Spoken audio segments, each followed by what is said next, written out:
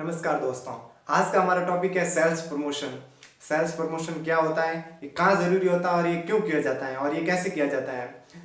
तो शुरुआत करते हैं हम विक्रय संवर्धन अर्थात सेल्स प्रमोशन का अर्थ जानकर। सेल्स प्रमोशन अर्थात किसी कंपनी द्वारा अपनी वस्तुओं एवं अपनी सेवाओं को अधिक से अधिक मात्रा में बिक्री करने के लिए एक निश्चित समय में अनियमित की जाने वाली क्रियाओं से है।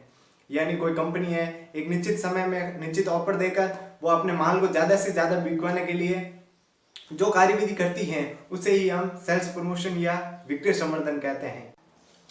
विक्रय संवर्धन का उद्देश्य है ग्राहकों को ज्यादा से ज्यादा मात्रा में क्रय करने के लिए तथा विक्रेताओं को ज्यादा से ज्यादा मात्रा में विक्रय करने के लिए प्रेरित करना।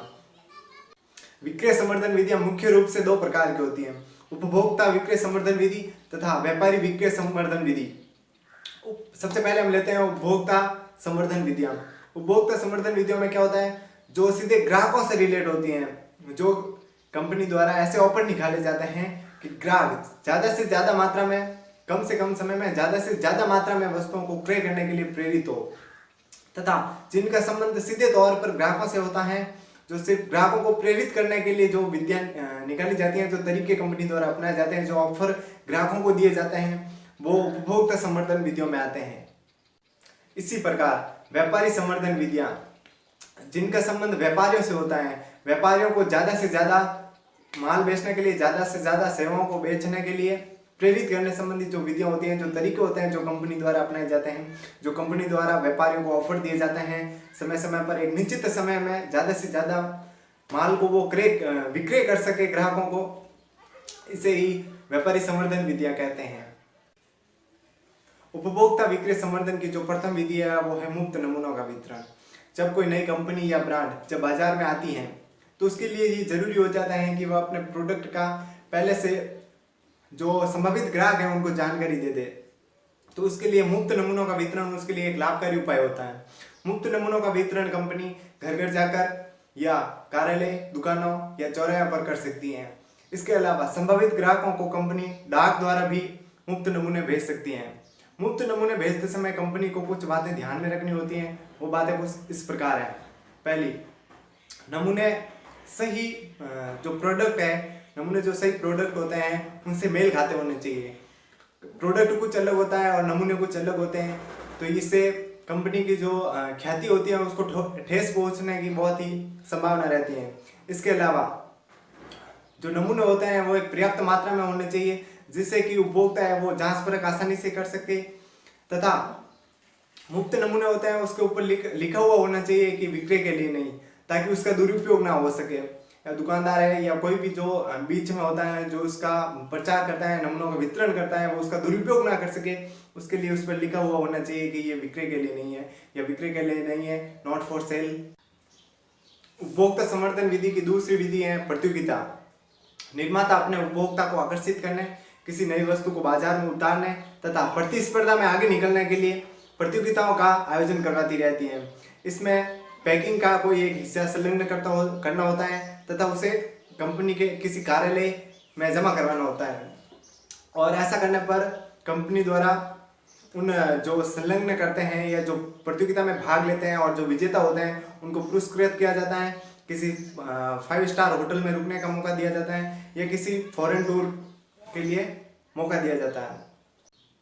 उपभोक्ता संवर्धन विधि की अगली विधि है घटे मूल्य पर वस्तु का विक्रय करना। कोई खास अवसर जैसे होली, दीपावली, गांधी जयंती या संस्था या कंपनी का जो स्थापना दिवस होता है, उस अवसर पर निर्माता ग्राहकों को एक कम मूल्य में वस्तु को विक्रय कर देता है।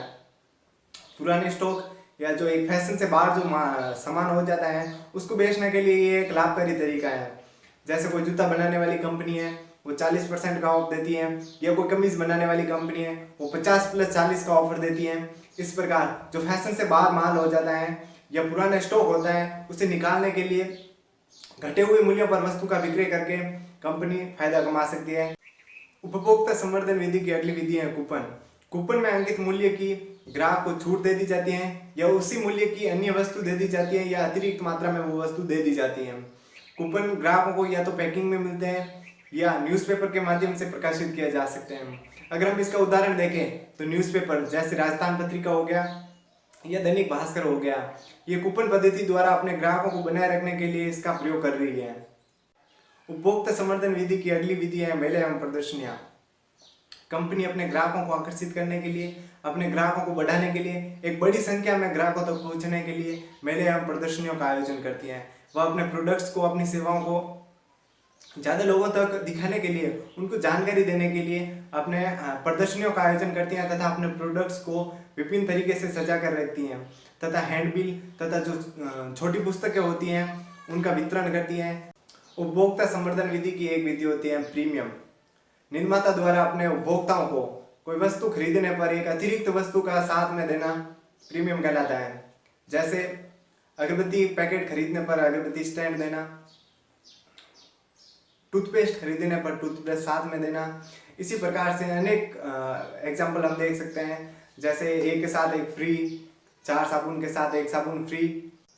उपभोक्ता संवर्धन विधि की एक विधि है अतिरिक्त मात्रा उपहार स्वरूप देना। किसी भी उत्पाद की जो अतिरिक्त मात्रा है वो उपहार स्वरूप उपभोक्ता को देना। ये जो तरीका है वो सामान्य सौंदर्य प्रसाधन की जो कंपनी होती है उनके द्वारा ज़्यादा अपनाया जाता है। जैसे फेयर एंड लवली क्रीम पर 25% extra, fair and lovely cream पर 40% एक्स्ट्रा। इसी प्रकार कोई भी क्रीम हो गई, कोई भी पाउडर हो गया। नेक्स्ट क्लास में हम जानने वाले हैं व्यापारी संवर्धन विधियाँ। आई होप आपको ये वीडियो पसंद आया होगा। चैनल को सब्सक्राइब करिएगा, वीडियो को लाइक करिएगा।